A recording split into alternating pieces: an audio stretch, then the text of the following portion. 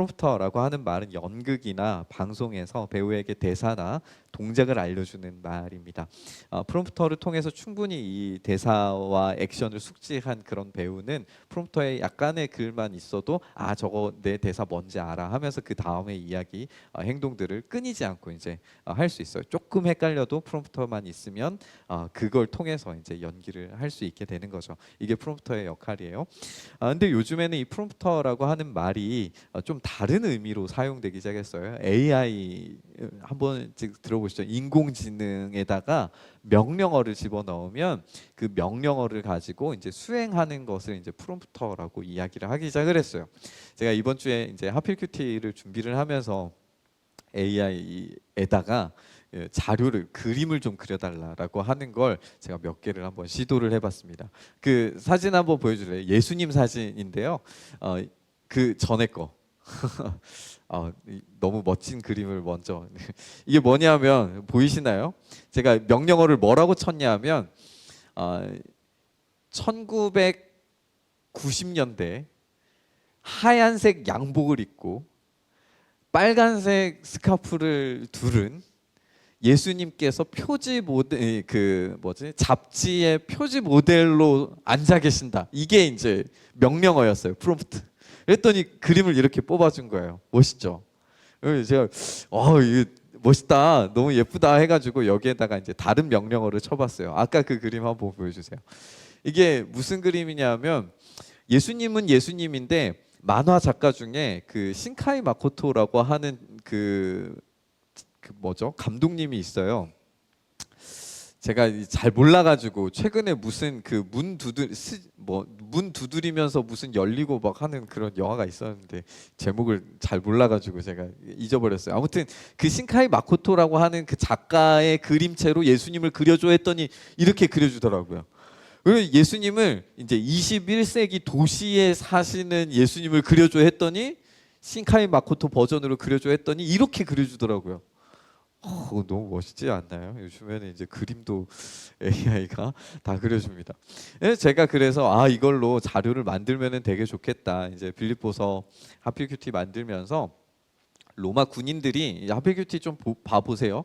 하필큐티 내용 중에 이제 초반부에 빌립보서 초반부에 지금 사도 바울이 감옥에 갇혀 있는데 자기가 보는 게 군인들이 훈련하는 모습이에요. 그래서 그 훈련하는 군인들처럼 함께 이제 그 훈련하는 모습이 뭐냐면 방패로 이제 서로 싸면서 이제 전투에 임하는 걸 연습하는 건데 이게 테스투도라고 하는 거예요. 그래서 로마 군인들이 이 테스투도 진영을 만들어서 훈련하는 모습을 그려줘 했더니 어떤 그림이 나왔는지 아세요? 짠, 그 다음 거 하나만 딱 넘겨주시면 어떻게 나왔냐면 그 다음 건가 보다. 죄송해요. 그 다음 거 한번 보여주세요.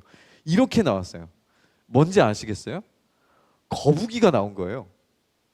아니, 로마 군인들이 테스투도 진영을 만드는 거를 알려줘 했더니 자꾸 거북이가 나오는 거예요. 그래가지고 왜 자꾸 거북이가 나오는 거야 하면서 인터넷에 찾아보니까 테스투도라고 하는 말은 거북이라는 뜻을 가지고 있더라고요. 그래서 이 AI가 이게 로마 군인이 아니라 거북이로 인식을 하고 거북이 그림을 자꾸 그려주는 거예요. 그래서 찾아봤어요. 어떻게 하면 로마 군인들이 이 테스투도 진영을 그리고 있는지를 알 수 있을까 그래가지고 찾아봤더니 그림도 AI에게 넣어주고 그림이랑 비슷하게 이게 테스투도야, 이걸 가지고 로마 군인들이 훈련하는 모습을 그려줘 했더니 아까 그 그림이요. 이런 장면이 나오는 거예요. 이거를 그래서 이제 자료로 썼어요. 인공지능 얘가 명령을 알아듣고 정말 기가 막힌 결과물을 내는 거는 맞는데 아직 완벽하지가 않아요. 그래서 그림도 알려줘야 되고 명령어도 제대로 알려줘야 되고 이것을 어떻게 하면은 이 명령어 프롬프트를 잘 짜느냐에 따라서 결과물이 달라지는 거예요. 프롬프터는 자세하고 분명하게 행동 양식을 지시하면 지시할수록 더 선명하고 좋은 결과값을 내줍니다. 저는 오늘 하나의 어떤 그 세팅된 무대를 좀 생각을 하고 상상을 하면서 여러분이 오늘의 설교를 들어주셨으면 좋겠어요.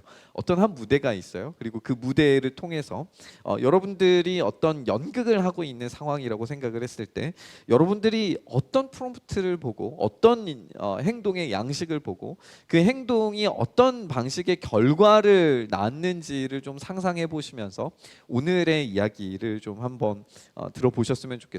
우리의 인생이 하나의 무대라면 어떤 프롬프트를 보고 계신가요? 그 프롬프터는 얼마나 자세하고 탁월하신가요? 여러분들의 그 프롬프터로 기대하는 여러분들의 인생의 결과는 어떤 것인가요? 오늘 6절 말씀을 보면 이렇게 말하고 있어요. 그는 하나님의 모습을 지니셨으나 하나님과 동등함을 당연하게 생각하지 않으시고, 예수님께서 하나님의 모습을 가지셨다라고 하는 것을 어떤 초월적이고 신비적인 차원에서만 다룰 필요는 없을 것 같아요. 왜냐하면 바로 우리가 하나님의 형상을 가졌기 때문이에요. 창세기 1장 27절 말씀처럼 하나님이 당신의 형상대로 사람을 창조하셨으니 곧 하나님의 형상대로 사람을 창조하셨다. 하나님이 그들을 남자와 여자로 창조하셨다. 이렇게 되어져 있어요. 우리가 하나님의 형상으로 이렇게 만들어졌어요.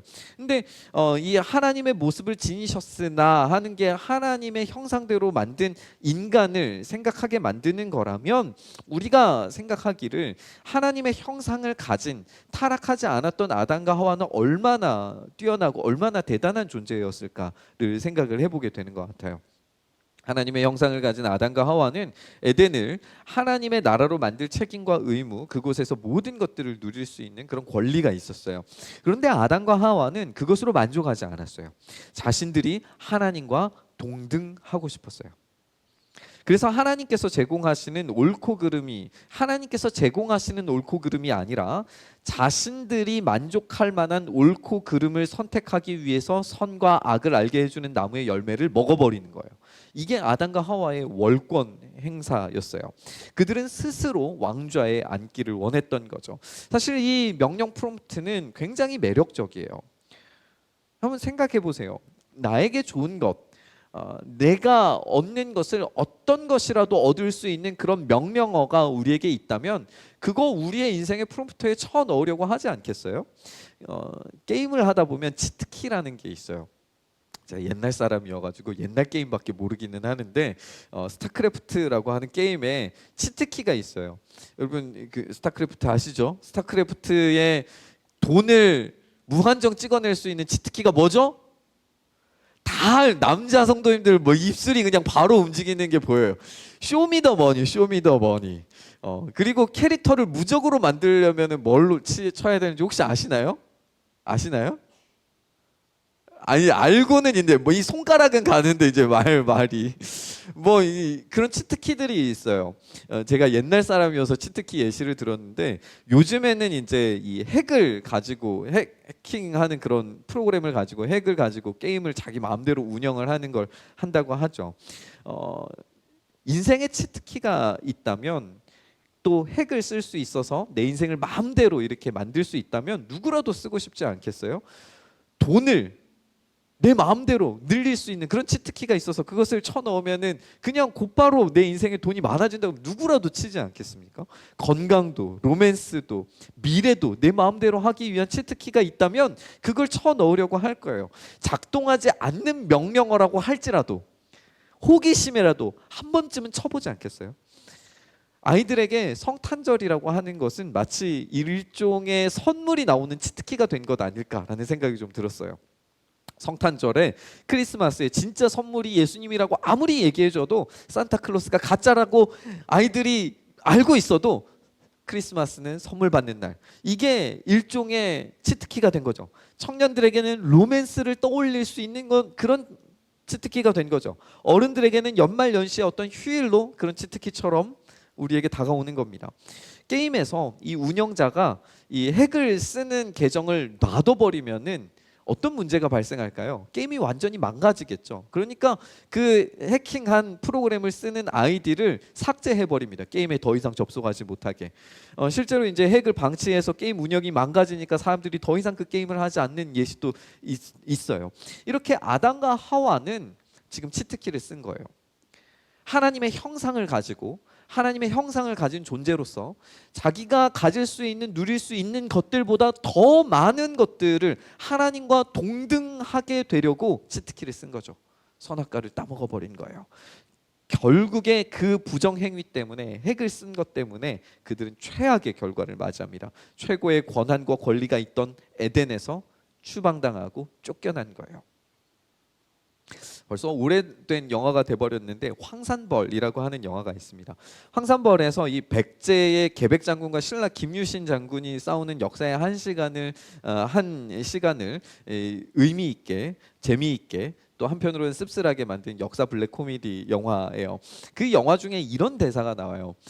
제가 전라도 사람인데 이 전라도 대사를 따라 하려더니 좀 잘 안 되더라고요. 그냥 생각하시고 들으십시오. 계백 장군이 이렇게 이야기합니다. 호랭이는 죽어서 꺼죽을 남기고 사람은 죽어서 이름을 남긴다고 하셨다. 제발 깨끗하게 가장께, 이렇게 대사를 해요. 그러니까 이 아내 되는 이 배우분이 이렇게 대사를 치는 거예요. 계백의 아내가 무엇이 어쩌고 어쩌? 아가리는 삐뚤어졌어도 말은 똑바로 씨부려야지. 호랭이는 가죽 땜시 뒤지고 사람은 이름 땜시 뒤지는 거요. 호랑이는 죽어서 가죽을 남기는 게 아니라 호랑이는 가죽 때문에 죽고, 사람이 죽어서 이름을 남기는 게 아니라 이름 때문에 죽는 거다.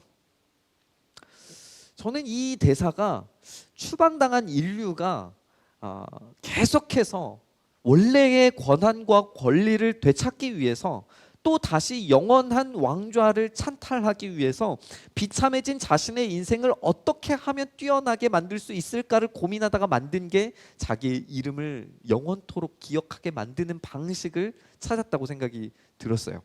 바울이라고 하는 사람, 오늘 이 본문을 기록한 이 바울이라고 하는 사람도 그런 유혹을 받은 사람 같아요.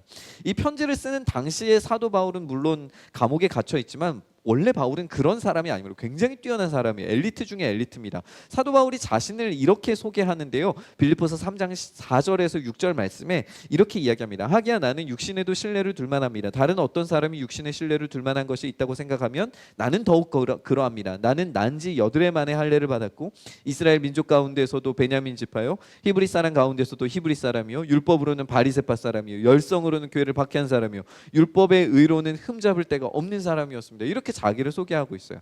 7가지 표현으로 자신이 얼마나 완벽한 유대인이었는가를 설명합니다. 이 본문에는 이 빌립보라고 하는 도시의 특성상 사도 바울이 언급하지 않은 한 가지의 자랑할 만한 것이 한 가지가 더 있어요. 그게 뭐냐면 로마 시민이라는 거예요. 빌립보 도시 자체가 작은 로마였고 다 로마 시민권자였기 때문에 굳이 자기가 로마 시민이었다는 말을 할 필요는 없었지만 이 로마 시민이라고 하는 엄청 탁월한 지위를 가지고 있었어요. 그렇다면 이 사도 바울은 지금 유대인으로서도 로마인으로서도 그야말로 이름을 남길 수 있을 만한 충분한 배경을 가진 사람이었다는 걸 우리가 알게 됩니다. 그렇다면 이 바울은 인생의 무대에서 어떤 역할을 하고 싶었을까요?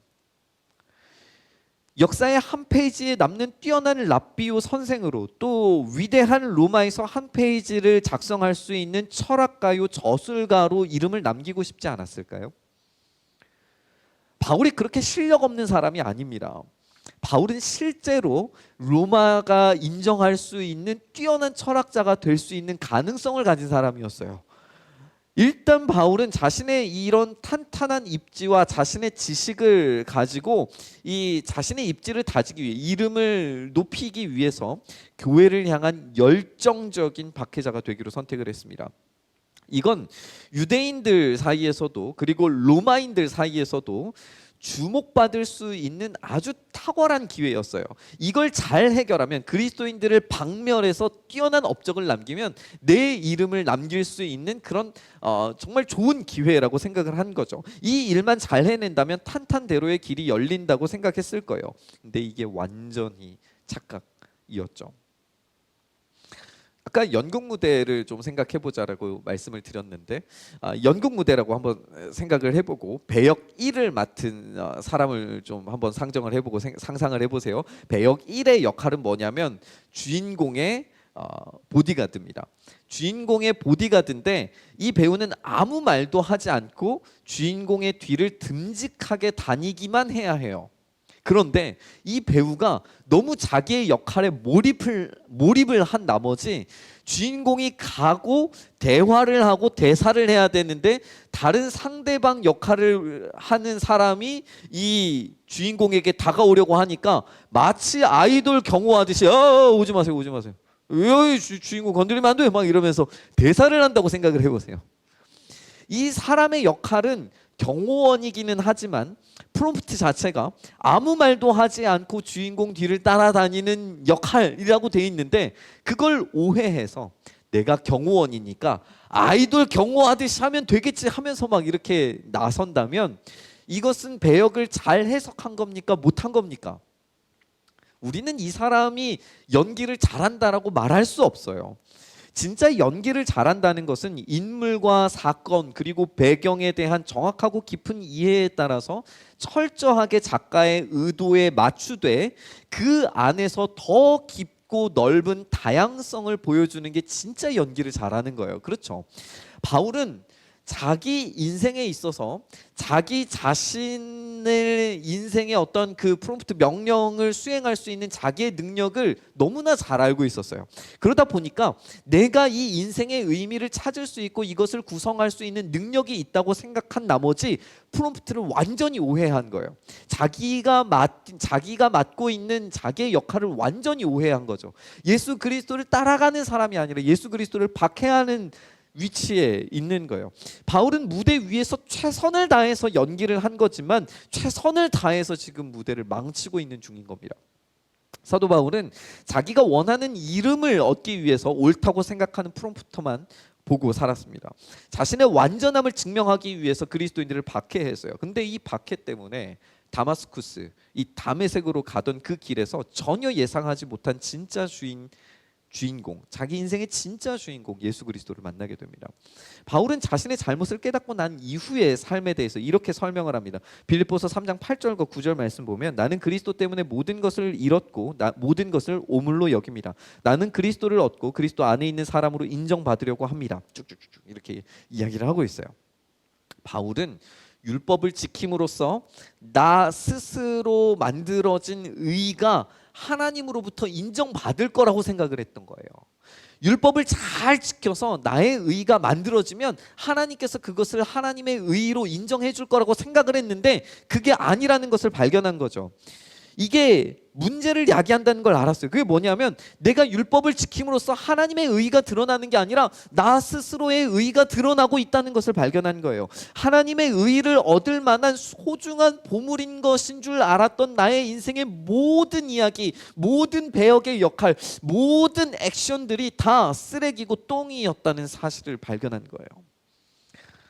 잘못된 프롬프트를 보고 나 스스로 하나님의 의는커녕 하나님께서 만드신 무대를 망치고 있다는 것을 발견한 후에 빌립보서 3장 9절 말씀에 그리스도 안에 있는 사람으로 그리스도를 믿는 믿음으로 말미암아 오는 의, 하나님에게서 오는 그 의를 얻고자 합니다 라고 그렇게 이야기를 하는 겁니다. 율법으로 얻어지는 스스로의 의라고 하는 그 명령 프롬프트를 버리고 수정을 가한 거예요. 그리스도를 믿는 믿음으로 얻어지는 의, 이것만 나에게 유일한 명령 조건입니다. 그렇다면 이 그리스도를 믿는 믿음이란 무엇이고 그 믿음으로 얻어지는 의는 어떤 프롬프트를 우리의 인생에 적게 만들고 우리에게 어떤 결과값을 가져다 줄까요? 저는 오늘 이 말씀을 이 성탄절에 이 복음에 대한 이야기를 여러분들에게 나누는 이유가 있습니다. 여러분 크리스마스 하면은 떠오르는 전형적인 분위기라는 게 있죠. 빨간색과 초록색의 어떤 색깔들, 아기자기한 아이템들로 꾸며진 인테리어, 예쁘게 포장된 선물, 따뜻한 분위기 속에서 살짝 어두운 구유, 그리고 그 안에서 빛나는 아기. 그 아기 예수님께서 우리를 사랑하시고 따뜻하게 품어주시기 위해서 이 땅 가운데 오셨다라고 하는 메시지를 우리는 듣고 싶은 거 아닙니까? 그런 류의 메시지를 듣고 싶은 것이 그동안 우리가 알고 있는 크리스마스의 메시지 아니었습니까? 그런데 사실 크리스마스는 그런 메시지랑 분위기 자체가 달라요. 크리스마스를 관통하는 핵심적인 이야기는 아주 불편하고 충격적인 프롬프트와 마주하는 겁니다. 우주를 만드신 분께서 모든 권리와 가지고 계시는 그 권한, 능력, 권세, 무궁한 부유한 힘, 영광, 친밀한 관계성들을 일시에 포기하고 이 땅 가운데 오시는 거예요. 여러분, 지난주에도 우리가 함께 나눴지만 우리가 가지고 있는 이 작은 것도 포기하기 힘든데 우리의 인생 전부를 만약에 하나님께 곧바로 지금 당장에 다 내려놓고 하나님의 명령에 따라서 선교지를 가고 신학교를 가고 주님께 모든 것을 다 바쳐서 교회에 헌금하라고 하면 여러분 하시겠어요? 교회가 많이 어렵습니다, 여러분. 여러분들의 집을 팔아서 대출을 받아서 교회 헌금하십시오 하면 여러분은 하시겠어요? 예수님께서 자기가 가진 그 모든 우리가 가지고 있는 것과는 비교할 수 없는 우주의 것들을 일시에 포기하신 거예요. 순식간에 포기하신 겁니다. 자기를 비참하게 만들어내시기를 어디까지 하셨냐면 정말 이 우주로 비교했을 때 먼지보다 작은 이 지구, 먼지가 뭡니까? 이 말도 못하게 작은 이 지구, 그곳에서도 이스라엘이라고 하는 우리나라 강원도만한 그런 땅, 거기에 베들레헴이라고 하는 촌시골 구석에 거기에서도 12살에서 14살 정도 되는 여자아이의 뱃속에 세포가 되시는 거예요. 이게 말이 됩니까? 여러분, 이게 안 믿어지시죠? 안 믿어지니까 우리가 예수님 못 믿는 거예요. 이게 말이 됩니까? 온 우주를 창조하신 분께서 어떻게 여자아이 하나의 뱃속에 세포가 되신단 말입니까? 자기의 모든 권한을 다 버리고 그 세포가 되신단 말입니까? 아프지도, 배고플 이유도, 울 이유도, 괴로울 이유도, 따돌림 당할 이유도, 생명의 위협을 느낄 이유도 없으신 분께서 그 모든 것을 직접 경험하시기 위해서 아기가 되시는 거예요. 그리고 그분은 태어나시기 시작한 그 시점부터 죽음의 위협에 시달리시다가 마침내 당하게 될 그 끔찍하고 비참한 마지막 십자가를 향하여서 전심전력을 다해서 사시는 인생을 사셨어요. 그게 크리스마스의 진짜 이야기예요. 죽기 위해 태어나신 것, 십자가를 위해 태어나신 것, 자기의 모든 것을 다 버리기 위해 태어나신 것, 우리의 비참한 인생을 공유하시기 위해서, 공감하시기 위해서, 그 아픔을 직접 경험하시기 위해서 우리에게 오신 것, 그게 진짜 크리스마스의 이야기라는 겁니다. 그 이야기가 오늘 본문의 3절에 이렇게 기록되어져 있는 거예요. 그는 하나님의 모습을 지니셨으나 하나님과 동등함을 당연하게 생각하지 않으시고 오히려 자기를 비워서 종의 모습을 취하시고 사람과 같이 되셨습니다. 그는 사람의 모양으로 나타나셔서 자기를 낮추시고 죽기까지 순종하셨으니 곧 십자가에 죽기까지 하셨습니다. 이게 우리 예수님의 명령 프롬프트였던 거죠. 하나님께서 무대의 감독이시고 무대의 주인공이 지금 예수님이시라면 예수님을 향해서 들고 계시는 프롬프트는 이런 겁니다. 너는 지금부터 비참한 사람들 속에 끔찍한 인생의 끝, 십자가를 경험하기 위해 가장 낮은 곳으로 가야 돼. 거기에서부터 철저히 모든 율법에 순종해야 돼. 알았지? 우리가 생각하는 크리스마스 분위기하고 너무 다르지 않으세요? 어떤 따뜻한 분위기의 사랑스러운 아기의 모습에 정말 자애로울 것 같은 부모들이 이렇게 인자한 모습으로 아기를 바라보고 있는 그런 분위기가 아니에요. 이 아기의 태어남은 비참과 절망 그 자체입니다. 따뜻한 사랑의 명령이 아니라 죽기까지 낮아지라는 명령입니다. 하나님 이렇게까지 하시는 이유가 뭐였을까요? 하나님의 프롬프트에 예수님께서 뭘 보셨을까요? 9절부터 10절 말씀입니다. 그러므로 하나님께서는 그를 지극히 높이시고 모든 이름 위에 뛰어난 이름을 그에게 주셨습니다. 그리하여 하늘과 땅 위와 땅 아래에 있는 모든 것들이 예수 이름 앞에 무릎을 꿇고 모두가 예수 그리스도는 주님이시라고 고백하여 하나님 아버지께 영광을 돌리게 하셨습니다. 그러니까 프롬프트가 아까 읽어드린 우리의 프롬프터가 이렇게 시작하고 이렇게 마무리되어져 가는 거예요. 너는 지금부터 비참한 사람들 속에서 끔찍한 인생의 끝, 그 십자가를 경험하기 위해 가장 낮은 곳으로 가서 모든 율법에 순종해야 돼. 모든 율법에 순종한다는 것은 모든 지켜야 되는 그런 답답하고 그런 모든 의로움들을 다 지켜내기 위한 행위와 의지와 그런 감각들을 다 사용해서 그 율법에 순종하는 거야. 그리고 그것만 하는 게 아니라 다른 사람들이 율법을 못 지켜서 받아야 되는 모든 형벌까지 네가 다 감당하는 거야. 알겠지? 완전히 나와 단절되는 아주 끔찍한 잠깐의 시간이 필요해. 한 12시간 정도. 이게 꼭 필요해. 왜냐하면 나와 그런 단절을 경험하는 사람들이 있거든. 그 사람들을 위해서 너는 나와의 이 친밀한 관계를 깨뜨리고 그곳에서 완전한 단절, 완전한 고통을 경험해야 돼. 알겠지? 그리고 그 시간 뒤에 숨이 끊어질 거야. 한 3일 정도. 그러면 완성돼. 그때는 모든 무대를 내가 새롭게 바꿀 거야. 너에게 모든 스포트라이트와 존귀와 영광을 받을 무대가 준비되어 있을 거야. 원래의 힘과 권세와 능력, 모든 만물을 새롭게 할 새로운 세계와 무대가 시작될 거야. 그 무대를 보고 어떤 사람이라도 환호하며 탄성을 지를 거야. 알겠지? 자, 이제 시작하자. 프롬프트는 올라갔어. 무대에 의해서 시작하면 돼. 하나님께서 그렇게 명령을 내리시는 게 이 크리스마스의 이야기인 겁니다. 크리스마스 프롬프터는 정확히 인간이 잘못 내린 명령들에 대해서 반대된 명령들을 내리시는 겁니다. 아담이 자기 스스로 하나님과 동등된 위치를 가지기 위해서 선택한 그 모든 선과 악에 대한 것들을 예수님께서는 하나님께 다 맡기셨어요. 그래서 나의 뜻대로 하지 마시고 아버지 뜻대로 하십시오라고 자기의 인생을 완전히 내던지셨습니다. 사도 바울이 자기의 인생에 영원한 이름을 내걸기 위해서 자기의 목숨을 걸고 지킬 만한 자기의 전통을 잃어버리지 않기 위해서 그렇게 교회를 박해하는 일을 최선을 다해서 했었는데, 자기의 이름을 위하여 사는 것이 아니라 죽기까지 복종하고 순종하는 삶을 위하여 자기를 다 내던지신 예수 그리스도의 이야기가 크리스마스의 프롬프트인 거예요. 그리고 난 이후에 사도 바울은 이 비밀을 깨달은 겁니다. 내가 할 때는 안 되는데, 내가 스스로 높아지려고, 내가 하나님의 의에 가까이 가려고 할 때는, 내가 올라가려고 할 때는 다 실패하는데, 내가 죽기까지 복종할 때는 가능해지는구나. 카메라 한 번만 봐주세요. 카메라 한번 바꿔주세요. 네, 감사해요.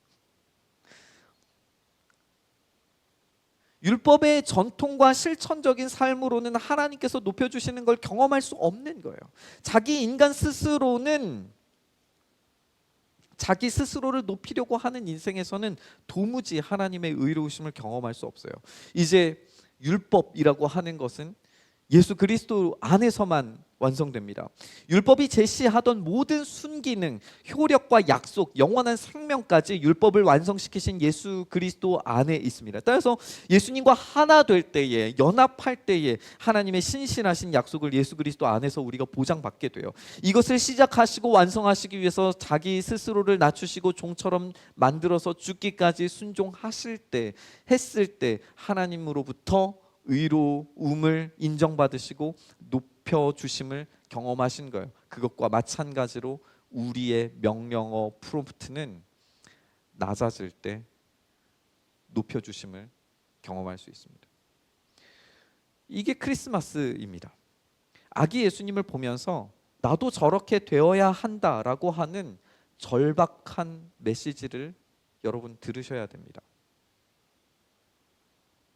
죽음 앞에 놓여진 존재, 사랑보다는 비난과 경멸과 멸시의 눈길을 받을 수밖에 없는 존재, 그저 울 수밖에 없는 존재, 절대적으로 의존하는 존재, 하나님의 긍휼을 바랄 수밖에 없는 존재로 어린아이처럼 다시 시작해야 된다는 메시지. 이게 우리의 메시지입니다. 우리의 인생에 하나님께서 쓰신 각자의 인생에 쓰신 각본들이 있습니다. 그 각본에 나에게 맡겨진 일정한 배역들이 있을 거예요. 이 배역을 이해하는 것은 꽤나 오랜 시간 동안의 시행착오와 공부가 필요합니다. 내가 잘 할 수 있는 것, 내가 변화되어야 하는 것, 내가 고쳐야 하는 것, 내가 발전시켜야 하는 것, 내가 포기하고 내려놓아야 하는 것 등등을 하나님의 각본 아래에서 내게 맡겨주신 그 배역을 충실하게, 하지만 깊고 넓은 다양성을 가진 캐릭터로 연구하면서 만들어서 살아내야 돼요. 그렇지 않고 아까 이 경호원 예시를 든 것처럼 내 마음대로 행동하는 그런 무대는 무대가 아니라 충격과 공포와 깽판일 뿐인 거예요. 그런데 하나님이 원하시는 그 명령어, 그 무대의 감독이 들고 있는 프롬프터를 보지 않고 누군가는 돈이라고 하는 명예, 돈과 명예라고 하는 프롬프터를 보고 살고, 누군가는 로맨스라고 하는 명령의 프롬프터를 보고 살고, 누군가는 성공의 프롬프터를 보고 살고, 누군가는 자기만의 스스로의 세계관의 프롬프터에 빠져서 그것만 보고 가겠다라고 그렇게 선언하면서 살아가요. 어떤 경우에는 내가 맡고 싶은 배역이 이런 배역이 아니에요. 하나님 나한테 왜 이런 배역을 맡기셨는지 모르겠어요. 나는 더 많은 것들을 할 수 있고 나의 능력으로는 더 뛰어난 역할들, 그런 배역들을 실행할 수 있을 것 같은데 하나님께서 왜 나를 이런 모양으로, 이런 모습으로, 이런 상황으로 나를 몰아넣으셨는지 전혀 이해가 되지 않는 우리의 인생의 배역을 하나님께서 주실 때도 있어요. 내가 하고 싶은 역할 하면 안 돼요, 주님? 내가 바라는 일을 하면 안 되겠습니까? 내가 왜 이런 어려움을 당해야 됩니까? 내가 왜 이런 아픔을 당해야 됩니까? 내가 왜 이런 고통을 왜 내가 이런 배역을 맡아야 되나요? 다른 역할 좀 하면 안 되나요? 다른 사람들은 더 좋은 배역, 더 멋있는 배역, 더 훨씬 드러나는 배역 잘하고 있는데 왜 나는 이런 배역입니까? 라고 어깃장을 놓으면서 우리의 인생의 무대를 망가뜨리고 있을 수도 있습니다. 그런데 여러분, 하나님 아버지의 계획은, 하나님 아버지의 무대는, 여러분들을 향한 계획은 실수가 없으신 줄 믿습니다. 하나님 여러분들의 인생에 신실하게 일하고 계십니다. 다만 여러분에게 예수 그리스도를 따라 맡겨진 바로 지금의 일들에 복종하길 원하세요. 그 역할, 그 배역에 충실하길 원하세요. 아기 예수님처럼 전적인 의존 상태로 하나님을 의지하길 바라시는 거예요.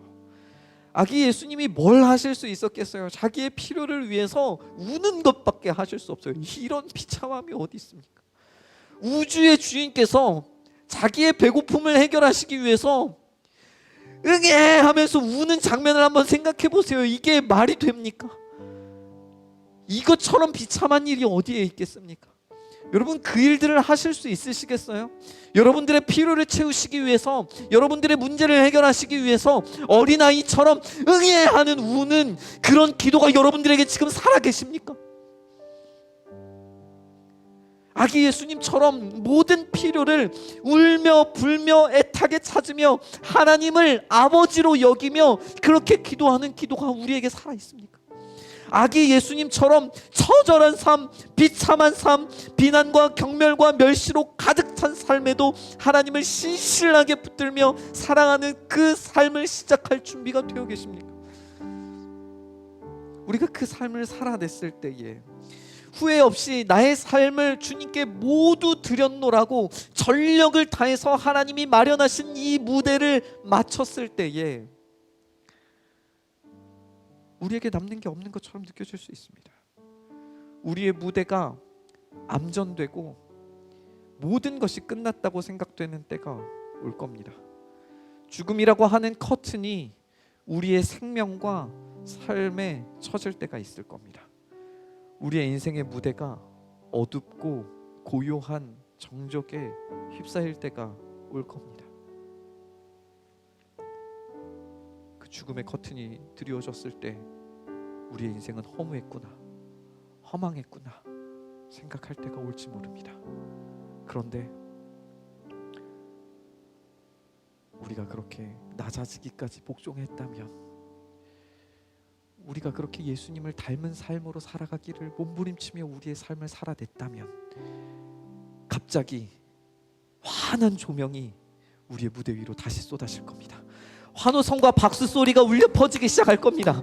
죽음의 커튼이 다시 젖히기 시작하고 객석에 앉아있던 모든 우리 믿음의 선배들이 나를 보고 있다는 사실을 깨닫기 시작할 겁니다. 같이 무대에 섰던 사랑하는 사람들, 동역자들, 믿음의 식구들, 그리고 옆을 돌아보면 우리 무대의 진짜 주인공이신 예수님께서 나를 바라보시면서 환히 웃으시면서 수고했어, 진짜 잘했어, 네 역할 진짜 잘했어, 야 어려운 역할이었는데, 어려운 배역이었는데 네가 너무나도 훌륭하게 잘해줬구나, 축하해, 네가 해냈어, 네가 잘해줬어.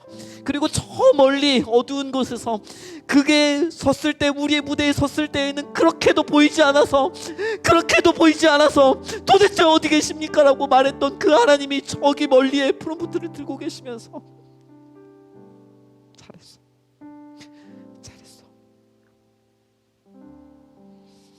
그렇게 환히 웃으시면서 박수를 보내고 계실 겁니다. 무대는 끝났습니다.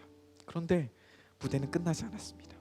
신실하신 하나님께서 부활과 영생이라고 하는 새로운 무대를 우리에게 준비해 두셨기 때문입니다. 사랑하는 여러분, 믿음의 여정을 걸어가다가 너무나도 지치고 힘들 때, 그리고 이 성탄을 여러분들이 기억하시면서 죽기까지 낮아지셔서 순종하신 예수님을 바라보십시오. 그리고 마침내 그 죽음 이후에 영광스러운 부활의 승리를 맛보신 예수 그리스도를 바라보십시오. 우리는 그냥 순종하는 게 아닙니다. 마침내 얻게 될 부활, 그 영원한 생명이 우리에게 있습니다. 부활이 없다면 우리의 신앙은 여기에서 차라리 그만두는 게 낫습니다. 부활이 없다면 이런 어려운 인생을 여러분 계속 유지하는 게 그렇게 크게 의미가 있지 않습니다. 그러나 부활이 있기 때문에, 진짜 부활이 있기 때문에 예수 그리스도의 탄생이 의미가 있는 것이고, 예수 그리스도의 십자가가 의미가 있는 것이고, 그 길을 따라가기 위한 우리의 순종이 의미가 있는 것입니다. 우리는 마침내 하나님의 우리를 향하여서 들고 계시는 마지막 프롬프트를 보게 될 겁니다. 우리가 순종한다면, 예수 그리스도를 따라 죽기까지 순종하며 복종하며 사는 인생을 살아간다면 하나님께서 마지막 프롬프트를 우리에게 주실 겁니다. 부활, 영원한 생명, 모든 것의 보상. 저와 여러분이 이 놀라운 은혜의 보상을 온전히 누리기를 소망합니다. 아기 예수님의 오심은 그 부활을 위함이었습니다. 우리 또한 그 부활을 향하여 다시 어린아이처럼 모든 것을 주님께 의지하는 인생으로 되돌아가 살기를 주님의 이름으로 축원합니다.